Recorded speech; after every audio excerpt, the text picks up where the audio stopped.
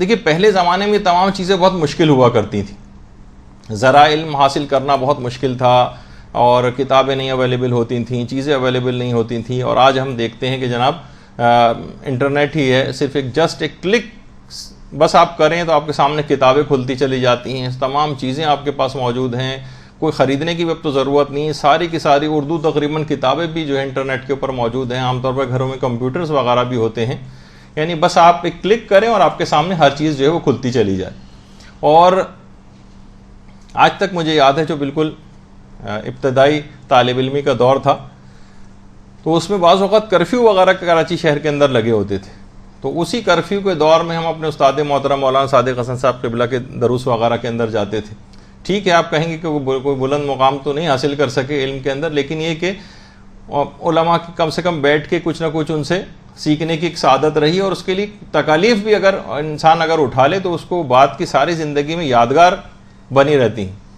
یاد ہے ہم لوگوں کو کہ جب ہم جاتے تھے یہاں پہ نجفی لائبریری سولجر بازار میں، ابھی بھی ماشاءاللہ ہے وہ ہے اور بہترین ورک کر رہی ہے، تو وہاں فٹ پاتھ پہ بیٹھ کے اس کو کھلنے کا انتظار کرتے تھے. بسوں میں بیٹھ کر جاتے تھے، کرائے پہ وہاں سے کیسٹس لے کر آتے تھے، ان کو اتارتے تھے، کیسٹ واپس کرتے تھے، پھر دوسرے کیسٹس لے کر آتے تھے. آج اتنی سہولیات کہ آپ کے گھر میں تمام چیزیں موجود ہیں اور کوئی پڑھنے کو تیار نہیں، کوئی چیز سننے کو تیار نہیں. یہ پچھلی باتیں جو بتائی جا رہی ہیں آپ کو، یہ کچھ تھوڑی سی ایک لحاظ سے غیرت دلانے کے لیے بتائی جا رہی ہیں کہ علماء کو ملتا ہے. کیوں واقعات بیان ہوتے ہیں کہ مولی کے پتے کھا کھا کے جو ہے وہ گزارا کرتے تھے اور علم حاصل کرتے تھے، اور جناب بیت الخلاء میں جو چراغ جلتا تھا اس کی روشنی کے اندر جو ہے وہ پڑھا کرتے تھے، اور چاند کی روشنی میں پڑھا کرتے تھے، اور کاغذ کے پیسے نہیں ہوتے تھے تو چکنی ہڈیاں جو ہے وہ ڈھونڈ کر لاتے تھے، اور ٹھیکروں کے اوپر جو ہے لکھ کر کتابیں جو ہے وہ لکھا کرتے تھے. شدید ترین گرمی وغیرہ کا جو نجف کا ماحول تھا اس کے اندر انتہائی شدید، اب بھی نجف اور کربلا کے اندر اب آج کل کے زمانے 60 تک ٹیمپریچر چلا جاتا ہے. یہاں 40 ڈگری میں لوگ بلبلانے لگتے ہیں، اور وہاں 60 ڈگری تک کے اندر جو ہے سوچی کہ طالب علم نہ وہاں بہت سی جگہوں کے اوپر اس زمانے میں خاص طور پر نہ اے سی ہوتے تھے، نہ روم کولر ہوتے تھے، نہ کچھ ہوتے تھے. شدید ترین گرمی میں ملا کاظم خراسانی جو علم رسول کے بہت بڑے استاد رہے ہیں نجف میں، ان کا درس ہو رہا ہے. لیکن شدید ترین گرمی کے ماحول میں، حتیٰ کہ شدید ترین گرمی میں کمروں کے اندر بیٹھ کر جو جس طریقے سے علماء کتابیں لکھتے تھے کہ ان کے اولادوں کو بھی تکلیف ہو جاتی تھی کہ بابا اتنی شدید گرمی ہے، آپ اس کے اندر بھی اس کمرے کے اندر بیٹھے ہوئے ہیں. کہا کہ بیٹا مت کہو کہ میں اس وقت شدید تکلیف میں ہوں، بلکہ میں تو اس وقت رسول اور ائمہ کے پاکیزہ نفوس اور ان کی تعلیمات کے درمیان میں ہوں، اور میں ان کی احادیث اور ان کی تعلیمات کے ساتھ محو گفتگو، مجھے کوئی پریشانی نہیں. اسی طریقے سے وہ جو علماء شدید ترین، اتنی شدید گرمی ہوتی تھی بعض اوقات کہ جو بڑا برتن ہوتا تھا اس کے اندر پانی رکھ کے اس کے اندر پانی کے اندر بیٹھ کر کتابیں لکھتے تھے. کیا کریں کہ کوئی اور طریقہ کار نہیں ہے، شدید ترین گرمی ہو رہی ہے، 60 ٹیمپریچر ہوا ہے باہر، 60 ڈگری سوچیے. لیکن کیا اس طرح سے تو بعض اوقات جسم کو یہ بھی کیا کرتے تھے کہ جو جائز حد تک جو تکالیف ہیں وہ پہنچاتے تھے علم کے لیے، جائز تکالیف. خود ہمارے مولانا غلام علی وزیری صاحب کہتے ہیں کہ جب ہمیں نیند آتی تھی باقاعدہ تو ہم اپنے پاؤں کے جو بال ہوتے ہیں اس کو کھینچ کے توڑا کرتے تھے. کتنی آپ سوچیے. اور انہوں نے نمونے کے طور پہ ایک دفعہ میں کر کے بھی دکھایا تھا. انہوں نے کہا مولانا یہ تو بہت مشکل ہوتا ہوگا، کہیں یہ کون سا مشکل ہے، ابھی کر کے دکھاتا. انہوں نے کر کے دکھایا. تو بہرحال اسی طرح سے شہید اول کتنے بڑے محمد ابن جمال الدین مکی، دھات کا بنا ہوا گلاس باقاعدہ انہوں نے اپنے پاس رکھا ہوا تھا. جب رات کو نیند آتی تھی تو اس دھات کے گلاس کو گرم کرتے تھے اور اپنے پیشانی کے اوپر لگاتے تھے، تو سر کے آگے کے بال بھی ان کے سارے اڑ گئے تھے کہ تاکہ نیند میری غائب ہو جائے اور میں جو ہے وہ علم کو زیادہ سے زیادہ حاصل کر سکوں. بہت سے علماء ایسے تھے اتنا زیادہ علم کا احترام کرتے تو کہتے تھے کہ ہم نے آج تک ایک کاغذ بھی کبھی بغیر وضو کے نہیں چھوا ہے. دیکھیے ہم سے اتنا تقاضا نہیں. میں بہت آگے کی باتیں اس وجہ سے آپ کی خدمت میں پیش کر رہا ہوں تاکہ کچھ تو کوئی احترام پیدا ہو جائے علم کا، کچھ تو اس کی کوئی برتری کا احساس ہمارے دل کے اندر پیدا ہو جائے ان لوگوں کے قصے سن کر. تو وہ کہتے تھے کہ بہت سے تو اس طرح کے تھے، بہت سے ریاحی امراض، گیس وغیرہ کا مرض ہے اس کا شکار ہوتے تھے، تو ایک 2 گھنٹے کے اندر بعض اوقات واقعات میں ملتا ہے کہ 17 مرتبہ اٹھ کر وضو کرتے تھے. کہتے تھے نہیں ان ذرائع علم کو بغیر وضو کے میں ہاتھ بھی نہیں لگاؤں گا. تو خود بخود ایک نورانیت جذب ہوتی تھی. جب کوئی مشکل مسئلہ حل کر لیتے تھے یا مثلا کسی کتاب کو پڑھ لیتے تھے، بلکہ کوئی مشکل پیش آتی تھی، اگر کبھی بھی کوئی مشکل پیش آتی تھی تو صدقہ دیتے تھے اس نیت سے کہ یہ مسئلہ مجھے سمجھ میں آ جائے، اور اس کے بعد پھر سمجھ میں آتا تھا. تو آپ سے بہرحال اتنا تو تقاضا نہیں ہے کہ آپ یہ تمام چیزیں کریں، لیکن جیسے کہ قلم ہے، بہت سارے علماء کی ملتا ہے کہ قلم تک کا بے تحاشا احترام کرتے تھے. جیسے ہمارے یہاں کیا ہوتا ہے، قلم کا کیا کام ہے، لکھنے پڑھنے کی تو اتنا کام میں نہیں آتا جتنا شلوار میں مثلا کمربند ڈالنے کا کام آتا ہے، یا کان کا میل صاف کرنے کے لوگ اس کو استعمال کرتے ہیں. کہ بہرحال یہ ایک بہترامی ہے، یہ ذرائع علم ہے، ان کے ساتھ ایسا سلوک نہیں کرنا چاہیے. تو بہت سے علماء کرام کے متعلق یہ بات بھی ملتی ہے کہ اتنا زیادہ مطالعے کے بھی عادی تھے، اور ایک چیز اور کرتے تھے اپنے علم کو بڑھانے کے لیے. جب بھی کوئی کتاب پڑھ کر ختم کر لیتے تھے تو کیا کرتے تھے، 2 رکعت نماز پڑھ کر اس کتاب کو لکھنے والے کے لیے ہدیہ کرتے تھے، اور اس کے وسیلے سے اپنے علم میں اضافے کی دعا کیا کرتے تھے. ایک طریقہ کار تھا. اس کتاب کو لکھنے والے نے کتنا بڑا احسان ہے اس کا کہ ہم نے اس کی کتاب پڑھ رہے ہیں، مثلا توضیح المسائل آپ پڑھ رہی ہیں تو آپ باقاعدہ اپنے مرجے کو جو ہدیہ کریں، کم سے کم ایک سورہ فاتحہ پڑھ کر کوئی اور ثواب کا کام کر کے، کہ انہوں نے اتنا بڑا کہ ہمارے لیے کتنی، ورنہ یہ تمام چیزوں کو حاصل کرنا کتنا مشکل ہو جاتا، ہمیں خود سارے مسئلے نکالنے پڑتے. اس نے ہمیں کتنی ہمارے لیے سہولیات مہیا کر دی. پھر ان کو ہدیہ کرنے کے بعد 2 رکعت نماز یا کوئی بھی نیک عمل، اس کے بعد پھر اپنے ان کے وسیلے سے اپنے علم میں ترقی کے لیے دعا کریں. تو یہ سب اہتمام اسی وجہ سے کیے جاتے تھے تاکہ ایک نورانیت پیدا ہو. اب کیونکہ ان کا احترام بھی ختم ہو گئے ان چیزوں کے، تو وہ علم کے اندر وہ نورانیت بھی نہیں رہی. طالب علم اپنے اساتذہ کا اتنا احترام کرتے ہوئے بھی نظر نہیں آتے، بلکہ ذرا ان کے خلاف مزاج بات ہو جائے، یا ان کا کوئی مفاد کوئی ایسا ہو جو وہ پورا حاصل نہ ہو سکے اپنے استاد سے، تو ان کے خلاف باتیں کرنے لگتے ہیں. جبکہ یہ بات بتا دی جائے، ہر سال بتاتے بھی ہیں، اور علماء نجف اور قوم کے علماء خاص طور پر شاگردوں کو یہ بات بتاتے ہیں، جن کو ہم کوٹ کرتے ہیں، کہ جو شخص بھی اپنے استاد فقہی کی توہین کرتا ہے اس کو جوانی میں موت آ جاتی ہے.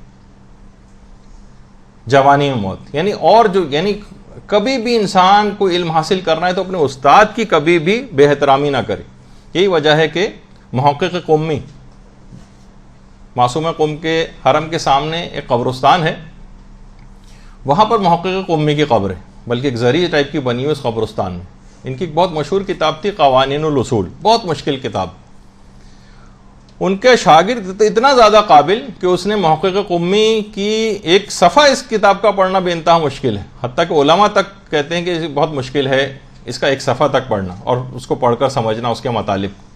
ان کے ایک شاگرد علم مقام میں اتنی بلند حیثیت اختیار کر گئے، لیکن اس کتاب کا جواب لکھا، لیکن کچھ اس انداز میں جواب لکھا کہ بعض اوقات جب انسان جواب لکھتا ہے اور غلطیاں پوائنٹ آؤٹ کرتا ہے تو بعض اوقات کچھ مذاق اڑا جاتا ہے.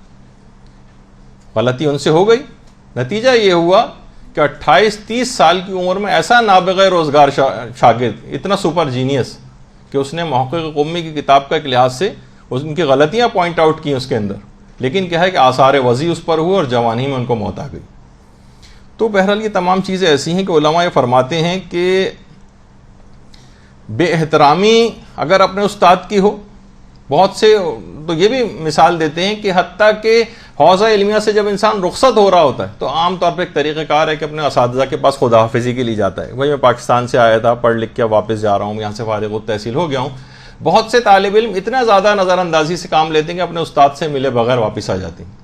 علماء فرماتے ہیں کہ جو اتنی بھی، یعنی انہوں نے کوئی بدتمیزی نہیں کی، کوئی بد احترامی نہیں کی، لیکن صرف ادب اور احترام میں اس لحاظ سے کہ اپنے استاد سے ملے بغیر آ گئے، یعنی اتنے لفٹ بھی انہوں نے نہیں کرائی، اس کے بھی اتنے آثار ہوتے ہیں کہ علماء فرماتے ہیں کہ ہم نے ایسے طالب علموں کو بازاروں میں کمر بند بیچتے دیکھا. تو یہ تمام چیزیں ایسی ہیں کہ جو پہلے دن ہی بتا دینی بہت ضروری، ورنہ وہ اگر استاد کا احترام نگاہ میں نہ ہو. خود ایک طالب علم تھا، بہت جینیس یہاں پر تھا، خود ہم نے اس سے کہا کہ بھائی آپ جو ہے اتنے سمجھ بوجھ اور اتنا عقل مند ہیں تو آپ بہتر ہے کہ اپنے اس کام کو دین کے لیے استعمال کریں. اس کو بہرحال قوم بھجوا دیا. قوم وہ گیا، کافی 4-5 سال وہاں پر پڑھتا رہا اور کافی جینیس تھا. اس کے بعد اچانک سے اس سے کانٹیکٹ جو ہے وہ ختم ہو گیا. بعد میں جب معلومات کرائی گئی تو معلوم یہ چلا کہ وہ قوم چھوڑ کر دبئی چلا گیا اور آج کل وہاں ٹیکسی چلا رہا ہے. تو بہت سی ایسی غلطیاں طالب علموں سے ہو جاتی ہیں کہ اتنے بڑے علمی مقام کو حاصل کرتے کرتے کرتے اور ایک دم سے ایسا یو ٹرن لیتے ہیں اور کوئی ایسی غلطیاں ان سے اور ایسی بہترامیاں ہو جاتی ہیں کہ وہ توفیقات سلب ہو جاتی ہیں. تو یہ بہت اہم بات ہے کہ آپ کو علی الخصوص ان باتوں کا بہت خیال کرنا ہے پہلے دن سے ہی. کیونکہ دیکھیے جو قرآن کی آیات بھی ہیں نا، آپ کے کون سے علوم آپ کو حاصل کرنا، اس میں 3 طرح کے علوم کو علی الخصوص حاصل کرنا ہے جو سورہ جمعہ میں بیان کیے گئے. هو الذی بعث فی الامیین رسولا منہم یتلو علیہم آیاتہ ویزکیہم ویعلمہم الکتاب والحکمہ.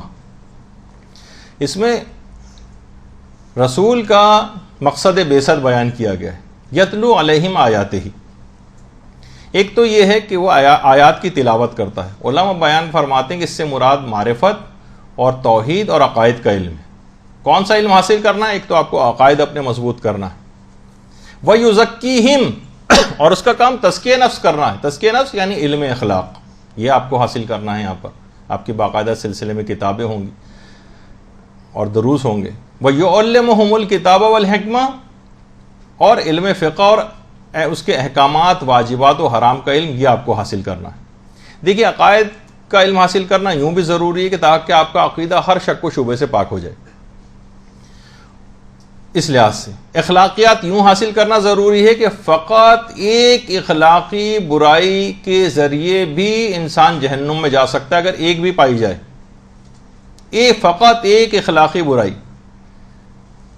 شیطان کے اندر جو آیات کے اندر تذکرہ ہوئی، انا خیر منہ، میں آدم سے بہتر ہوں، یہ جو تکبر کا صرف ایک تکبر کو قرآن نے خاص طور پر ڈسکس کیا، اس کی وجہ سے راندہ درگاہ الہی ہو گیا اور جہنمی ہو گیا شیطان. اتنی عبادت کرنے کے باوجود بھی تو ہم یہ نہیں کہہ سکتے کہ بہت ساری ہمارے اندر اچھی خصوصیات ہیں، چند ایک برائیاں اخلاقی برائیاں ہو بھی جائیں تو کیا فرق پڑتا ہے. نہیں، فقط ایک اخلاقی برائی سے بھی انسان جہنمی بن سکتا ہے. ابا واستکبر وکان من الکافرین، اس نے تکبر اختیار کیا اور کافروں میں سے ہو گیا. فقط تکبر، ایک اخلاقی برائی سے کافروں میں سے ہو گیا اور جہنم کا حقدار جو ہے قرار پایا. قارون فقط اور فقط ایک اخلاقی برائی بخل کی وجہ سے جہنمی بن گیا. تو علم اخلاقیات کا حاصل کرنا یوں بہت ضروری ہوتا ہے. قابیل نے فقط حسد کیا اور حابیل کو قتل کیا، یہ حضرت حابیل کی قبر شام میں، اور جو ہے قابیل جہنمی ہو گیا. اور اس کے بعد پھر اس نے آخر میں عمر میں بت پرستی بھی شروع کر دی تھی، بلکہ آگ کی پرستش شروع کر دی تھی، آگ کی پرستش. اور اس لحاظ سے کافر ہو کر قابیل جو ہے وہ دنیا سے گیا. فقط ایک اخلاقی برائی حسد، اس کے ذریعے. تو اور فقہ یوں ضروری ہے. دیکھیں 3 چیزیں قرآن کی آیت کے اندر ہم نے بیان کی جو آپ کو بھی حاصل کرنا ہے. عقائد کا علم حاصل کرنا، اخلاقیات کا علم حاصل کرنا اور فقہ کا علم حاصل کرنا. کیونکہ اگر آپ نے فقہ کا علم صحیح حاصل نہیں کیا، جیسے کہ عام طور پہ نظر آتا ہے، مثلا آپ نے جو ہے وہ صحیح پردہ نہیں کیا، نمازیں اس طرح سے پڑھتی رہیں کہ اس میں ایک بال بھی اگر آپ کا نظر آ رہا ہے تو آپ کی نماز باطل ہو جاتی. ایک بال بھی اگر نظر آ رہا ہو، یعنی آپ نے نہیں حاصل کیا اور نمازیں پڑھتی گئیں، بڑے کمپلیکس اور ایک دقیق مسائل ہو جاتے ہیں. خواتین پریشان ہو جاتی ہیں کہ ساری زندگی کی اپنی نمازوں کو کیسے جو ہے دوبارہ پڑھا جائے. بہت سارے ایسے مسئلے پیش آتے ہیں علم فقہ کو حاصل نہ کرنے کے نتیجے میں. وضو صحیح نہیں کیا، مثلا نیل پالش ہاتھوں میں لگی رہ گئی اور اس کا خیال نہیں کیا. بہت ساری اس طرح کی چیزیں ہیں. یا ساری زندگی مثلا جو ہے وہ لوگوں کو چیریٹی اور صدقات وغیرہ دیتے رہے لیکن جو ہے خمس جو ہے وہ نہیں دیا. اب کیا ہوگا کہ ساری زندگی کے صدقات لاکھوں روپے کے دیے ہوئے بھی کام نہیں آئیں گے اگر مثلا 5 روپے بھی انہوں نے خمس کے ادا نہیں کیے. تو بہت ساری اس طرح کی چیزیں ہیں کہ علم فقہ حاصل نہیں کیا اور جناب غصبی جگہ کے اوپر ساری زندگی 50 سال نمازیں پڑھتے رہے. لوگ عام طور پر مرنے کے بعد میراث کو تقسیم نہیں کرتے، ورثاء کا حق ہوتا ہے اس کے اندر، اور ورثاء اگر راضی نہیں ہیں، اور بعض اوقات لوگ جو جہاں بیٹھا ہے اسی جگہ پہ بیٹھا رہتا ہے، مثلا باپ کا انتقال ہو گیا، میراث میں بہن بھائی ہیں، سب میں میراث تقسیم ہونی چاہیے یا ان کو راضی ہونا چاہیے، کوئی سیٹلمنٹ یا مصالحت ہونی چاہیے. کچھ نہیں کر رہے، جو جہاں بیٹھا ہے جو پاورفل ہے وہ قبضہ کر کے بیٹھ جاتا ہے. اسے نہیں پتا کہ میں ساری زندگی جو اس طرح علم فقہ کیونکہ حاصل نہیں کیا، اسے پتا ہے کہ نہیں پتا اس کو کہ میں یہ جو اس طرح سے بیٹھا ہوں میری اپنی ساری زندگی کی میری نمازیں باطل ہو رہی. تو کیا ہوتا ہے کہ وہ اس کو پتہ بھی نہیں چلتا، اور جب کبھی آخری وقت میں اتنا ٹائم گزر چکا ہوتا ہے کہ اس وقت کی نماز ادا کرنا بہت مشکل ہے، چاہے جائے گا 50 سال کی قضا پڑی جائے. تو وہ ہے نا کہ جتنا اس کے برخلاف سمت میں جاتا جائے گا، وہ ایک شعر بھی ہے نا کہ جس کا یعنی مفہوم یہ ہے کہ مجھے ڈر ہے اے عرابی تو جو ہے وہ کعبہ نہ جا سکے گا، اے عرابی تو کعبہ نہ جا سکے گا، کیونکہ تو جو راستہ چل رہا ہے وہ کعبے کی طرف نہیں بلکہ ترکستان کی طرف جاتا ہے. یعنی آپ نے اگر علم فقہ حاصل آپ نے نہیں کیا تو آپ کسی اور ہی راہ کے مسافر ہوں گے، چاہے دینی کام کر بھی رہی ہوں گے لیکن کوئی قبول ہونے والا نہیں ہوگا. اس وجہ سے بہت ضرورت ہے اس بات کی کہ علم فقہ کو بھی صحیح طور پر حاصل کیا جائے. علم فقہ جس کے متعلق امیر المومنین حضرت علی ابن ابی طالب علیہ الصلوۃ والسلام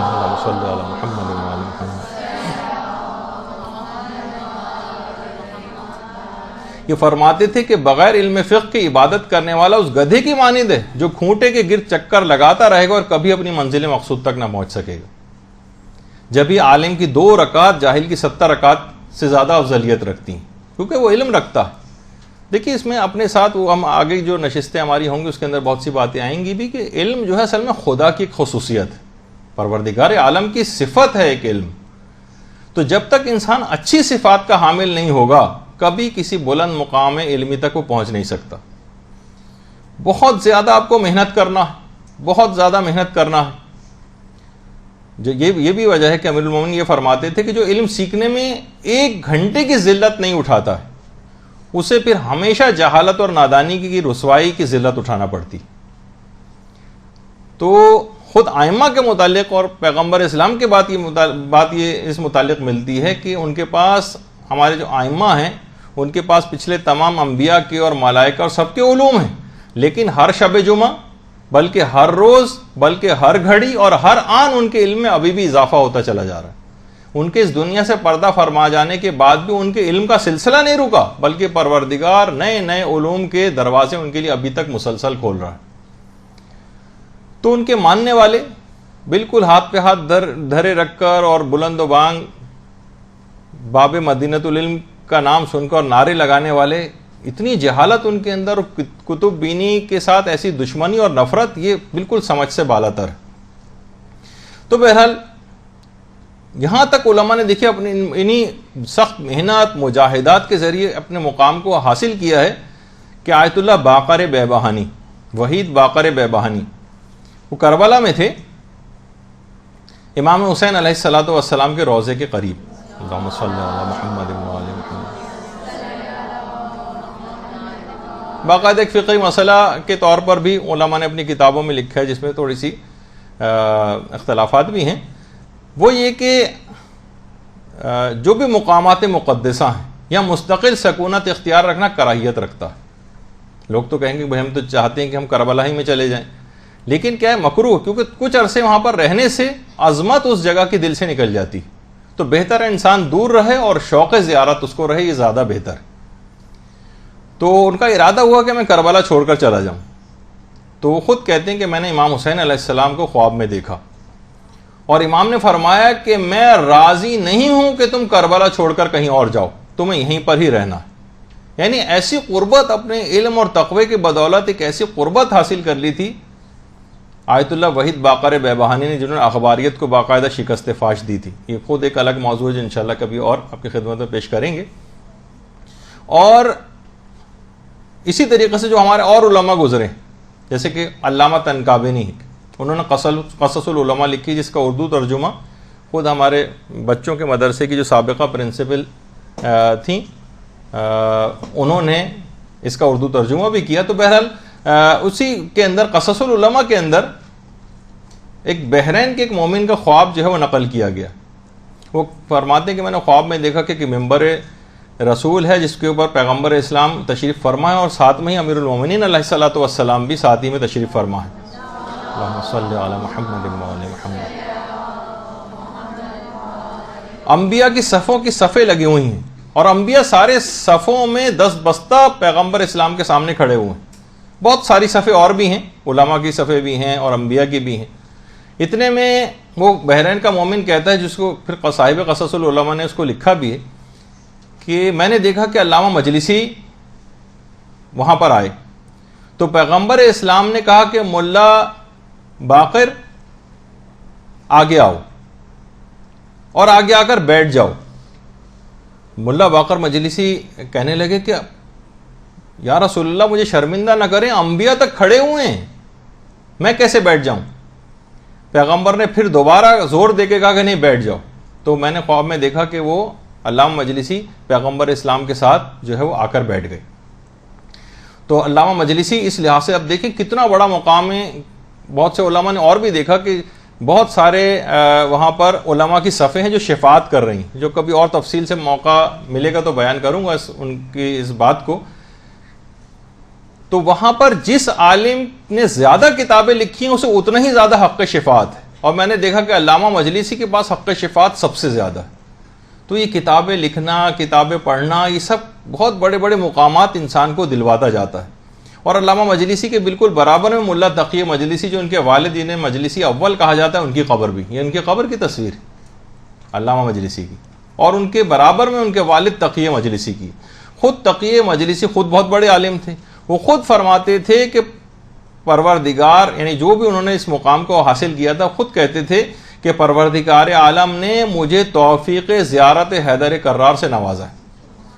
یعنی براہ راست انہوں نے امیر المومنین علیہ السلام کی زیارت کی ہے، اور وہ کہتے تھے کہ مجھے ایسے مکاشفات ہوئے ہیں کہ کمزور عقلوں والے اس کے متحمل ہی نہیں ہو سکتے. اور خود فرماتے ہیں کہ امام زمانہ علیہ الصلوۃ والسلام نے بھی اللہم صلی علی محمد وعلی محمد مجھے اپنی زیارت سے مشرف کیا ہے. اور جب میری امام زمانہ علیہ السلام سے ملاقات ہوئی تو میں نے اس وقت زیارت جامعہ پڑھنا شروع کر دی. تو امام زمانہ نے سن کر کہا کیا خوب زیارت ہے، اور اس کے بعد کہا کہ آگے آؤ. تقی مجلسی کہتے ہیں کہ میں نے کہا کہ مولا بے ادبی ہو جائے گی، میں کیسے آگے آؤں؟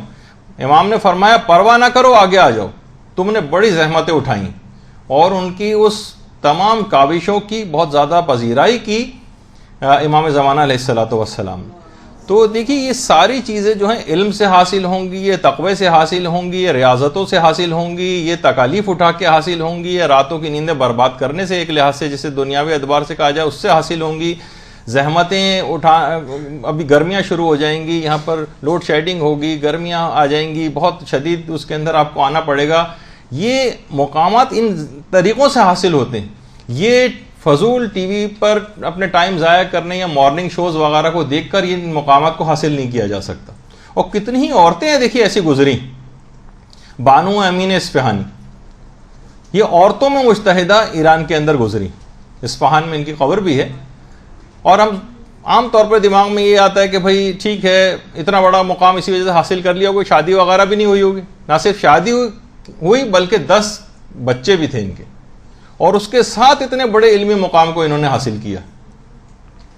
حتیٰ کہ ان کے واقعات کے اندر ملتا ہے کہ ان کے اپنے ایک بچے کا انتقال ہو گیا تو جو استاد ان کو پڑھانے کے لیے آتے تھے انہوں نے سوچا کہ اب تو کافی عرصے تک چھٹی ہو جائے گی، لیکن دوسرے یا تیسرے روز ہی ان کا بلاوا آ گیا کہ تعلیم کا سلسلہ پھر دوبارہ شروع کر دیں. نیکسٹ ڈے سے اپنے بچے کے انتقال کے اگلے دن سے ہی جو ہے انہوں نے تعلیم کا سلسلہ دوبارہ شروع کیا. ظاہر ہے پھر علمی بڑے مقام کو تو حاصل کرنا ہی ہے.